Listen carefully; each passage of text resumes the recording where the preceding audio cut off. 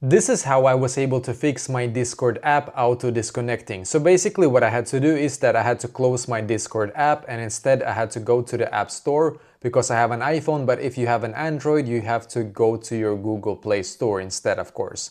And then in here, we're gonna search for Discord. So just search for the Discord app here and then scroll down and click on the Discord app. So you can see I have this blue button in here, right, that says open. But for me before it actually said update. And if it does say update for you here as well, just click on it because that will most likely automatically fix this issue that your Discord app is auto disconnecting. So if you have an update button here, just click on it. If you don't, then you already have the newest update. But what you can try to do as well if it still is not working for you is to swipe down like this on your phone, enable the airplane mode, then wait about 15 to 20 seconds and actually take it off, like disable the airplane mode and then try once again. Because what will happen is that when you actually enable airplane mode and then switch it off after like 15 to 20 seconds, you will be reconnected to either your Wi-Fi or mobile data.